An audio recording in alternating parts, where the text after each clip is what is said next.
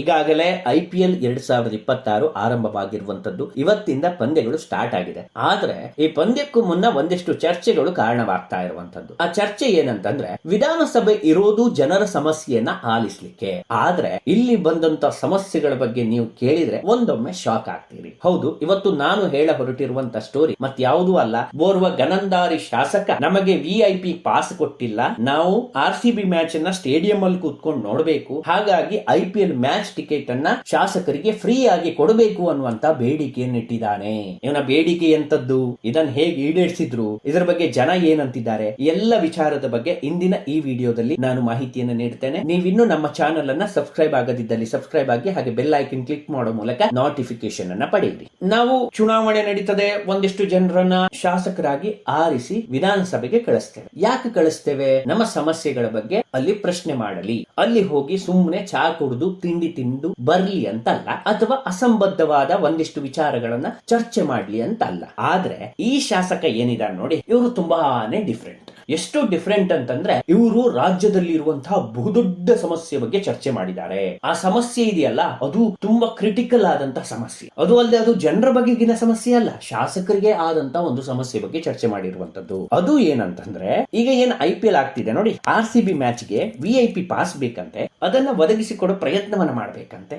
ಅದು MLA ಗಳಿಗೆ ಈ ಒಂದು ಬೇಡಿಕೆಯನ್ನ ವಿಧಾನಸಭೆಯಲ್ಲಿ ಇಡ್ತಾರೆ. ಹಾಗೆ ಆ ಕಾಂಗ್ರೆಸ್ ಶಾಸಕನ ಹೆಸರು ಬಂದು ವಿಜಯಾನಂದ ಕಾಶಪ್ಪನವರ್. ಇವರ ಹೆಸರನ್ನ ತುಂಬಾ ಚೆನ್ನಾಗಿ ನೆನ್ಪಿಟ್ಕೊಳ್ಳಿ. ಯಾಕಂತಂದ್ರೆ ನಾನು ಹೆಚ್ಚಾಗಿ ವಿಧಾನಸಭೆಯಲ್ಲಿ ಒಂದಿಷ್ಟು ಜನರ ಹೆಸರನ್ನ ಕೇಳಿದ್ದೇನೆ. ಅವರು ಚರ್ಚೆ ಮಾಡ್ತಾ ಇರ್ತಾರೆ, ಒಳ್ಳೊಳ್ಳೆ ಚರ್ಚೆ ಮಾಡ್ತಾ ಇರ್ತಾರೆ. ಇದೀಗ ಈ ಅಪ್ಪನ ಹೆಸರನ್ನ ಕೇಳ್ತಿದ್ದೇನೆ. ಇವರ ಈ ಚರ್ಚೆ ಸಿಕ್ಕಾಪಟ್ಟೆ ಗಂಭೀರವಾದಂತ ಸಮಸ್ಯೆ ಬಗ್ಗೆ ಅವ್ರು ಮಾತಾಡಿದ್ದಾರೆ. ತುಂಬಾ ಖುಷಿಯಾಗುತ್ತೆ. ಇಂಥ ವ್ಯಕ್ತಿಗಳನ್ನ ನಾವು ವಿಧಾನಸಭೆಗೆ ಕಳಿಸಿದ್ವಿ ನೋಡಿ, ಅದಕ್ಕೆ ತುಂಬಾನೇ ಖುಷಿ ಆಗುತ್ತೆ. ಅದರಲ್ಲೂ ಆಶ್ಚರ್ಯ ಪಡುವುದೇನು ಗೊತ್ತಾ, ಈ ಒಂದು ಬೇಡಿಕೆಯನ್ನ ಇಟ್ಟ ತಕ್ಷಣ DCM DK ಶಿವಕುಮಾರ್ ಅವರು ಇದನ್ನ ಈಡೇರಿಸ್ತೇನೆ ಅನ್ಕೊಂಡು ಮಾತುಗಳನ್ನ ಆಡಿರುವಂತದ್ದು. ಆ ಸಮಸ್ಯೆ ಬಗ್ಗೆ ಹಿಂದಿನ ದಿನ ಮಾತಾಡಿದ್ರೆ ಮಾರನೇ ದಿನ ಅದಕ್ಕೆ ಪರಿಹಾರ ಸಿಗುತ್ತೆ. ಅದು ಶಾಸಕರ ಸಮಸ್ಯೆ ಅಲ್ವೇ, ಆದಷ್ಟು ಬೇಗನೆ ಪರಿಹಾರ ಸಿಗ್ಬೇಕಲ್ವಾ? ಸಿಕ್ಕಿದೆ. ಇಲ್ಲಿ ವಿಷಯ ಆಗಿರೋದು ಏನಂತಂದ್ರೆ, ಇವರಿಗೆ ಜನರ ಸಮಸ್ಯೆ ಆಲಿಸ್ಲಿಕ್ಕೆ ಟೈಮ್ ಇಲ್ಲ.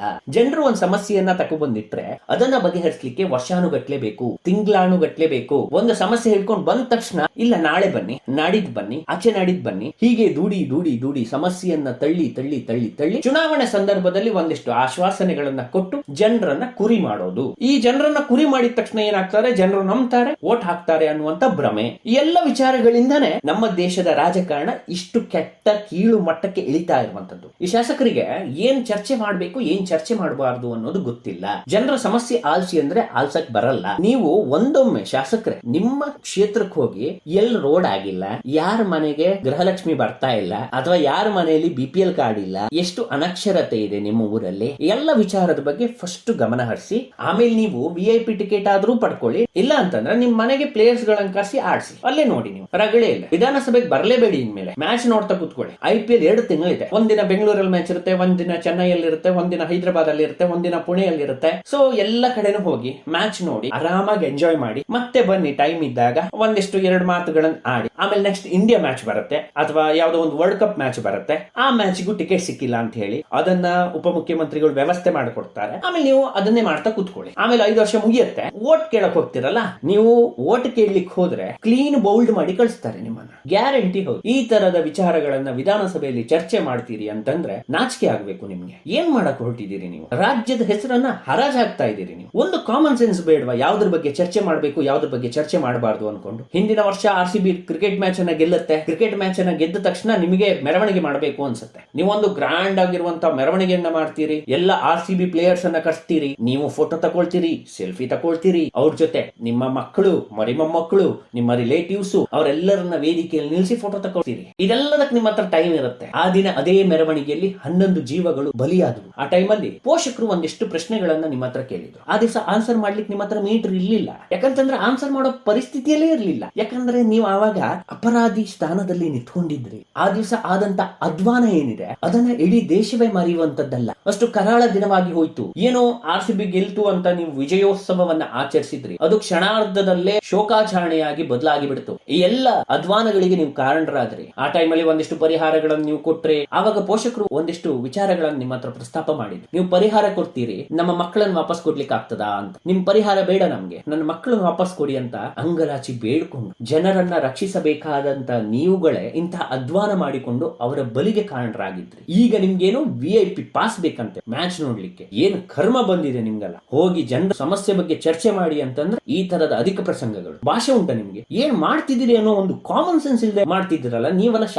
ಶಾಸಕ ಸ್ಥಾನದ ಕುರ್ಚಿಗೆ ಒಂದು ಮರ್ಯಾದೆ ಇದೆ, ವಿಧಾನಸಭೆಗೆ ಒಂದು ಮರ್ಯಾದೆ ಇದೆ. ಆ ಮರ್ಯಾದೆಯನ್ನ ಉಳಿಸ್ಕೊಳ್ಳಿ, ಅದನ್ನು ಕಳ್ಕೊಳ್ಳೋ ಪ್ರಯತ್ನವನ್ನ ಮಾಡಬೇಡಿ. ಜನ ರೊಚ್ಚಿಗೇಳ್ತಾರೆ. ಸಾರ್ವಜನಿಕ ವಲಯದಲ್ಲಿ ಈಗಾಗಲೇ ನಿಮ್ಮ ಮೇಲೆ ಒಂದಿಷ್ಟು ಅಸಮಾಧಾನಗಳು ಮೂಡ್ತಾ ಇದೆ. DK ಶಿವಕುಮಾರ್ ಅವರೇ, ಒಳ್ಳೆ ರೀತಿಯಲ್ಲಿ ಪೊಲಿಟಿಕಲ್ ಜರ್ನಿಯನ್ನ ಸ್ಟಾರ್ಟ್ ಮಾಡಿದಿರಿ. ಒಂದೊಳ್ಳೆ ಮುಖ್ಯಮಂತ್ರಿ ಆಗೋ ಎಲ್ಲ ಲಕ್ಷಣಗಳು ಕಾಣಿಸ್ತಾ ಇದೆ. ಈ ತರದ ಸಣ್ಣ ಪುಟ್ಟ ವಿಷಯಗಳಿಗೆ ಆದ್ಯತೆಯನ್ನ ನೀಡಿ ನಿಮ್ಮ ವರ್ಚಸ್ಸನ್ನ ಡೌನ್ ಮಾಡ್ಕೋಬೇಡಿ. ಮುಂದೊಂದ್ ದಿವಸ ನೀವು ಮುಖ್ಯಮಂತ್ರಿ ಆಗಬೇಕು ಅನ್ನುವಂತ ಕನಸನ್ನ ಕಾಣ್ತಾ ಇದ್ದೀರಿ. ಇಂತಹ ಅಧ್ವಾನಗಳಲ್ಲಿ ನೀವು ಸಿಕ್ಕಾಕೋಬೇಡಿ. ಇದು ನಾವು ನಿಮ್ಗೆ ಹೇಳ್ತಿರುವಂತ ಕಿವಿ ಮಾತು. ಯಾವುದೋ ಒಬ್ರು ಶಾಸಕರು ಹೇಳ್ತಾರೆ, ಇವರು ಅದನ್ನ ಮಾಡೋ ದಿವಸನೇ ಹೌದು ಹಾಗಾಗ್ತಿದೆ, ಈ ಸಮಸ್ಯೆಯನ್ನ ಬಗೆಹರಿಸ್ತೀವಿ ಅನ್ನುವಂತ ಕ್ರಮವನ್ನ ಕೈಗೊಳ್ತೀರಿ. ಅದೇ ಜನರ ಸಮಸ್ಯೆ ಇದ್ದಾಗ ಯಾಕೆ ಮಾಡಲ್ಲ ನೀವು? ಅದನ್ನು ಮಾಡಿ ಅಲ್ಲ. ಸುಮ್ಮನೆ ನೀವು ಇಲ್ಲಿ ಬಂದ್ಕೊಂಡು ಒಂದಿಷ್ಟು ವಿಚಾರಗಳನ್ನ ಚರ್ಚೆ ಮಾಡ್ತೀರಿ. ಇಂತಹ ಅಸಂಬದ್ಧ ಚರ್ಚೆಗಳಿಗೆ ಆಸ್ಪದವನ್ನ ಕೊಡಬೇಡಿ. ಮ್ಯಾಚ್ ನೋಡ್ಬೇಕಾದವರು ದುಡ್ಡು ಕೊಟ್ಟು ಹೋಗ್ತಾರೆ. ಒಬ್ಬ ಶಾಸಕನಾದವನಿಗೆ ಮ್ಯಾಚ್ ಟಿಕೆಟ್ಗೆ ದುಡ್ಡು ಕೊಡುವಷ್ಟು ಶಕ್ತಿ ಇಲ್ಲ ಅಂತಂದ್ಮೇಲೆ ಅವನು ಯಾವ ಮಟ್ಟಿಗೆ ಶಾಸಕನಾಗಿರ್ಲಿಕ್ಕೆ ಸಾಧ್ಯ?